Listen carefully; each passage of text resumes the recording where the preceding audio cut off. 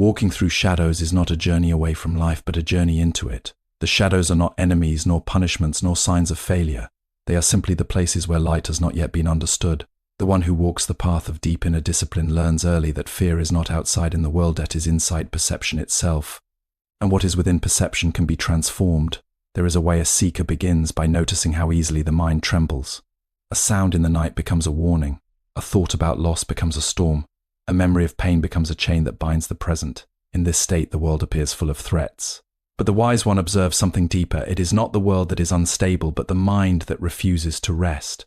To walk through shadows is to stop fleeing them.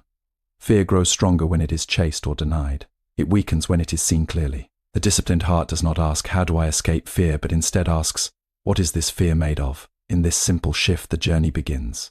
At first the shadows appear vast. Fear of death, fear of loss, fear of rejection, fear of meaninglessness all rise like dark mountains. The untrained mind runs from them, building distractions, attachments and noise. But the one who has chosen the inward path sits still. Not because pain is absent, but because stillness reveals that pain is not solid.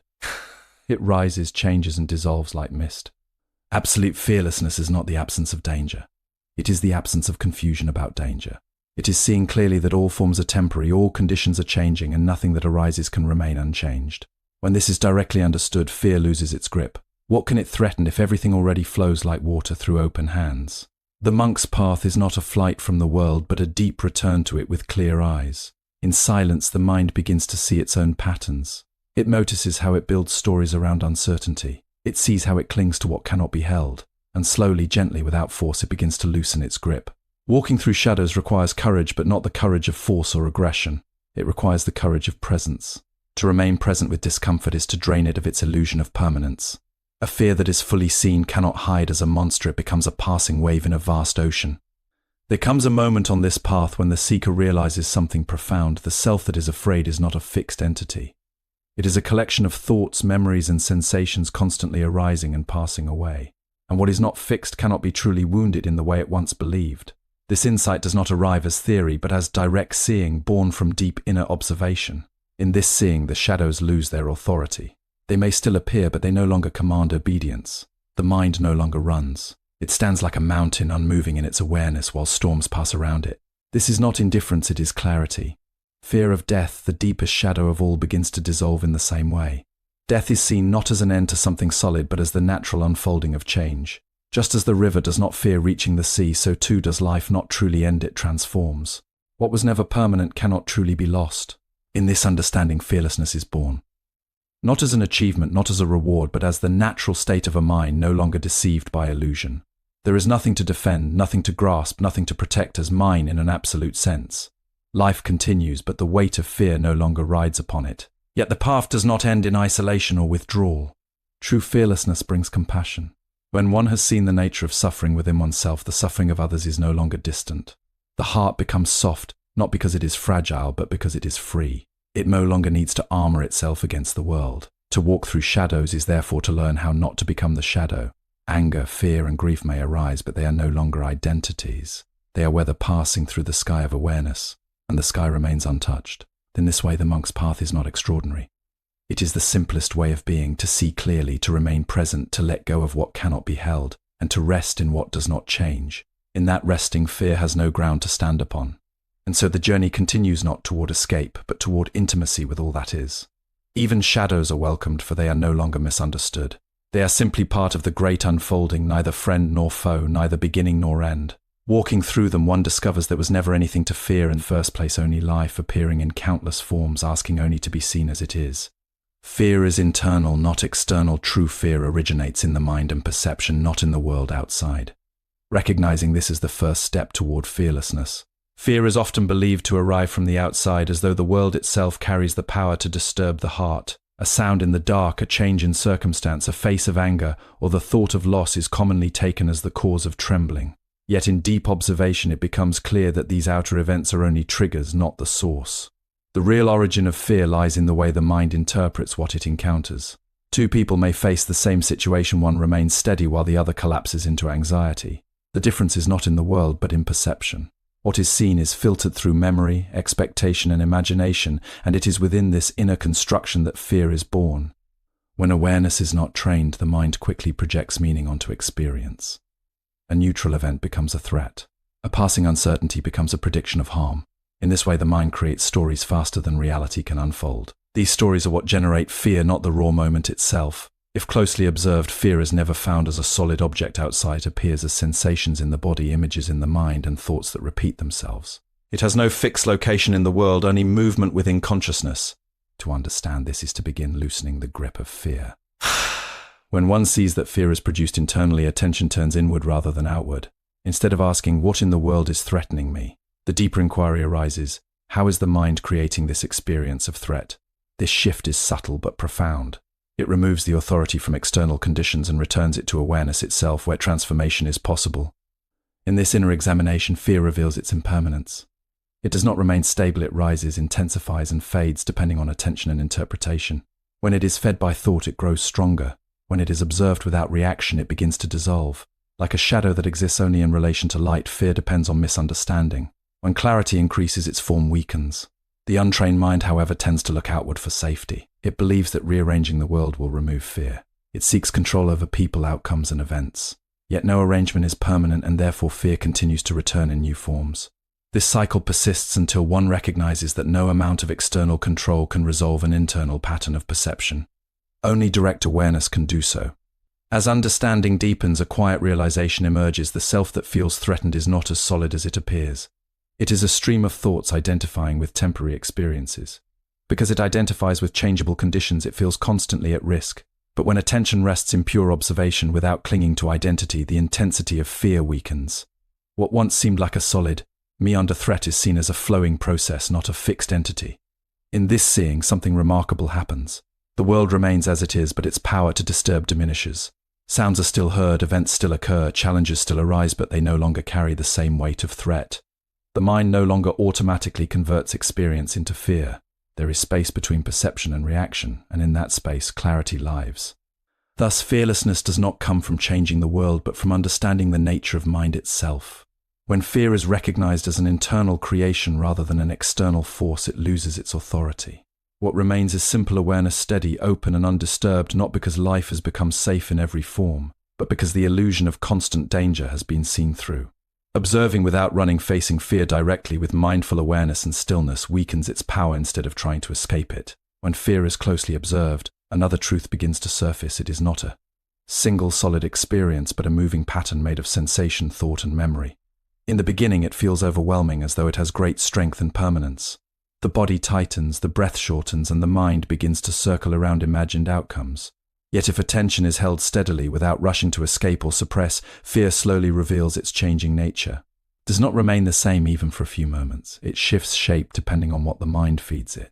A thought of danger increases it, a moment of presence weakens it. This instability is its hidden weakness. The disciplined awareness learns to stay with this movement without interference. Instead of labeling fear as something to fight, reject, or follow, it is simply witnessed. In this witnessing, something subtle begins to happen. The energy that was previously consumed by reaction is now returned to awareness itself. Fear continues to arise, but it no longer finds complete identification. It is seen as an event happening within experience, not as the total truth of experience. At first, this distance feels uncomfortable. The mind is accustomed to either being consumed by fear or trying to escape it. To remain present without doing either is unfamiliar. But through repetition and patience, a new stability forms.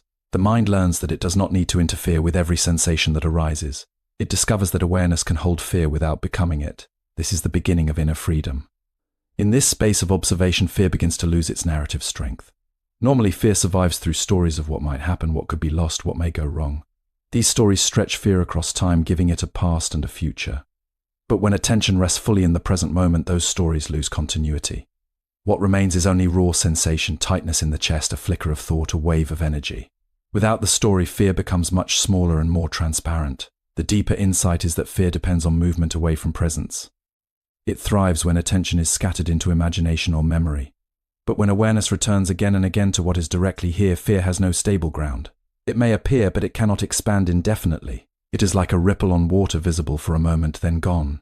As understanding deepens further, it becomes clear that resisting fear only strengthens it. Resistance creates inner conflict, and conflict feeds intensity. The attempt to push fear away confirms its importance. But when it is allowed to be present without judgment, it begins to lose its urgency. This does not mean encouraging fear nor indulging it, but simply removing the second layer of struggle around it. In this natural witnessing, fear starts to reveal a surprising quality. It is not as personal as it once seemed. It does not truly belong to anyone. It arises due to conditioned thought patterns, biological responses, and learned associations. When these conditions shift, fear also shifts. It is not an identity but a process. And anything that is a process cannot define the essence of who is aware of it. With this understanding, a quiet transformation takes place. Fear no longer dictates behavior in the same automatic way. It may still arise, but it is met with space rather than reaction. In that space, clarity grows. The mind becomes less reactive and more reflective. Life continues with its uncertainties, but the inner experience of being threatened gradually diminishes. What remains is a steadier presence capable of holding even uncomfortable experiences without being overwhelmed by them. Impermanence and change, understanding that all forms, conditions, and life itself are temporary, dissolves attachment and reduces fear. As awareness continues to deepen, a more subtle layer of fear begins to reveal itself, one that is not always connected to immediate danger but to identity itself. This is the fear of loss, loss of control, loss of status, loss of meaning, and ultimately loss of what is called self. While surface fears come and go quickly, this deeper fear lingers quietly in the background of experience. It is often unnoticed because it is woven into ordinary thinking. Every plan to secure the future, every attachment to being someone in particular, and every effort to remain unchanged carries within it the silent assumption that something must be protected at all costs. When this layer is examined closely, it becomes clear that what is being protected is not a solid, unchanging entity. It is a concept built from memory, habit, and repeated identification. The sense of me is continuously reconstructed through thought. It depends on recognition, comparison, and continuity. Because of this fragile construction, it feels constantly vulnerable. Any shift in circumstance appears as a threat to its stability. Thus, fear is not only about external events, but about the potential disruption of this inner narrative. In deeper observation, a remarkable insight emerges: this identity is never actually found as a fixed object. It is always arising in relation to something, an experience, a thought, or a feeling. When attention turns inward to locate the self that is supposed to be in danger, only changing sensations and passing thoughts are discovered. There is no permanent center that can be held or defended. This realization does not destroy experience. Instead, it dissolves the imagined solidity of the one who is afraid. At first, the mind resists this understanding. It tries to reassert control by returning to familiar patterns of thinking. It says, "I must protect myself," or "I am at risk." But even these thoughts, when observed carefully, are seen as events arising in awareness rather than absolute truths. They appear, persist for a moment, and then fade. The sense of urgency they carry begins to weaken when they are not followed blindly. As this recognition stabilizes, fear begins to lose its deepest foundation. Without a fixed self to defend, fear has less to hold on to. It may still arise as physical sensation or passing thought, but it no longer organizes experience around itself. The center of gravity shifts from identification to observation. Life continues to unfold, but the interpretation of events becomes less rigid and less personal. In this space of clarity, something unexpected is discovered. Vulnerability is not the enemy of peace. It is the doorway to it. When there is no longer an attempt to maintain a rigid image of self, there is more openness to experience as it is. This openness is not weakness, it is a form of intelligence that does not require constant defense. Fear loses its dominance not because the world becomes predictable, but because the need to control identity dissolves. Gradually, even the fear of non-existence loses its intensity. What once seemed like disappearance is seen more clearly as transformation. Experiences arise and pass, but awareness itself remains untouched by their movement. In this recognition, the boundary between self and life becomes less rigid. Fear, which depended on that boundary, begins to fade not through effort but through understanding. What remains is a quieter way of being, one that does not rely on constant protection of identity. Life is still met with care and attention, but not with panic. Actions still happen, but they are not driven by the need to secure something unsteady. In this way, fear slowly unravels at its deepest root, not through force, but through clear seeing of what was never truly solid to begin with. Fearlessness through clarity, not aggression. True courage comes from presence, clear observation, and insight, rather than force, avoidance, or denial. When fear has been observed at its surface level and then at the level of identity, another transformation begins to unfold, the recognition that fear is deeply tied to time. Most fear does not exist in the present moment itself. It is either anticipation of what may happen or memory of what has already occurred. The mind rarely fears what is fully here, it fears what is imagined to come or what is remembered from the past. In this way, fear is sustained by psychological time, not by direct reality. The present moment is simple. Sensations arise, sounds appear, breath moves, thoughts pass. None of this in itself is fear. Fear enters when the mind projects beyond what is present. It says this might lead to danger, or this has happened before, so it may happen again.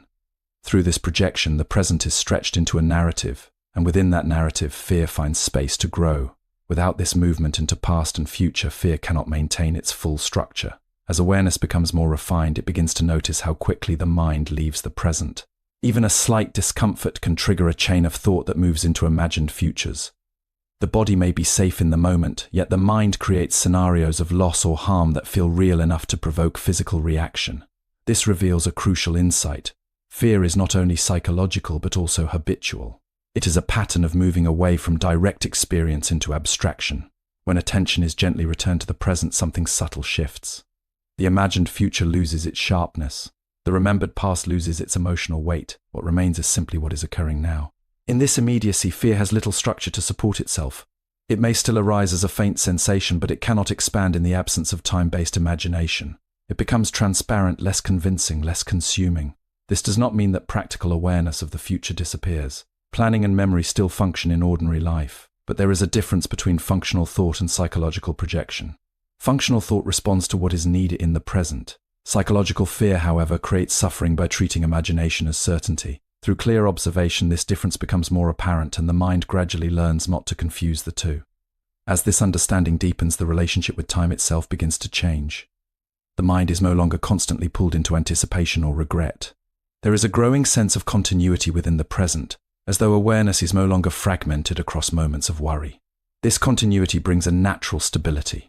Without the constant movement into imagined time, fear loses its fuel. Yet even more subtly, it is seen that the sense of me in time is also part of this construction.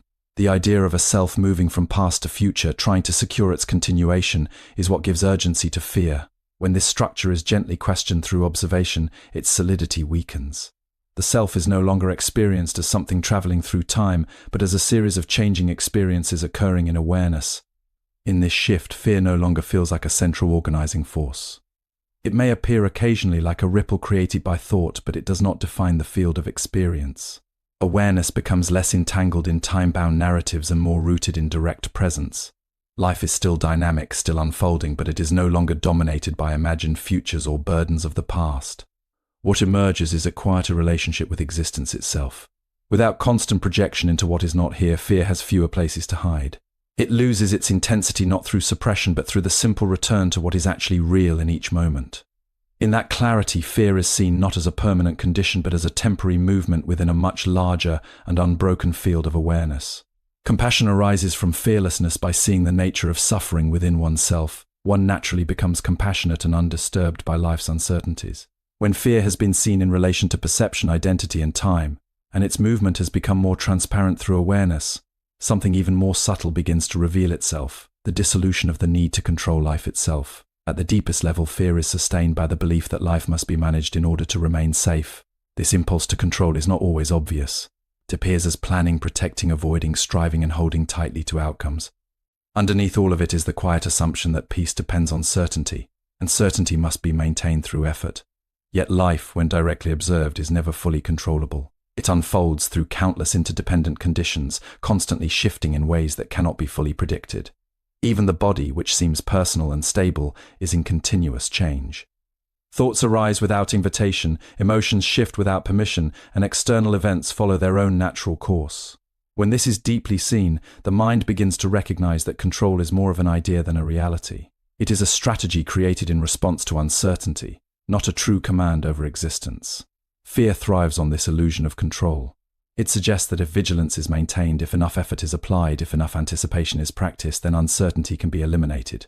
But this creates exhaustion rather than safety. The more the mind tries to control every possible outcome, the more fragile it becomes. Every new possibility becomes a new source of anxiety. In this way, control and fear reinforce each other in a continuous cycle. Through careful observation, it becomes clear that moments of actual peace occur not when control is maximized, but when it is relaxed. In those moments, attention is no longer fragmented by constant monitoring of what might go wrong. Instead, there is a simple openness to what is already unfolding. This openness is not passivity or carelessness, it is a form of intelligence that responds directly to reality without adding unnecessary resistance. As this understanding matures, the need to control begins to soften. The mind starts to see that many things in life function perfectly without interference. Breathing continues without supervision, the heart beats without instruction, and countless processes maintain themselves effortlessly. Even thoughts arise and dissolve without deliberate effort. This recognition gently undermines the belief that everything must be managed by a central controller. In this space of reduced control, fear loses much of its structure. Fear depends on the assumption that something essential must be secured or prevented. But when life is seen as already moving in its own intelligence, the urgency to secure outcomes weakens. Events may still be pleasant or unpleasant, but they are no longer interpreted as threats to a fragile system that must be constantly defended. A deeper freedom begins to emerge here. It is not the freedom to dictate life according to desire, but the freedom from being constantly burdened by the need to do so. Actions still arise, decisions still happen, but they are less driven by compulsion and more aligned with clarity in the present moment. There is a responsiveness rather than a resistance. Even uncertainty, once the root of fear, begins to be seen differently. It is no longer treated as an enemy, but as the natural condition of a living world. Without uncertainty, there would be no movement, no growth, no unfolding. What once felt threatening is now understood as inseparable from life itself. In this recognition, fear no longer finds a stable ground to sustain itself. What remains is a quiet confidence that does not depend on controlling outcomes. It is not a belief that nothing will go wrong, but an understanding that whatever arises can be met without the need for inner contraction. Life continues to move, but the heart is no longer bound by the illusion that it must hold everything in place.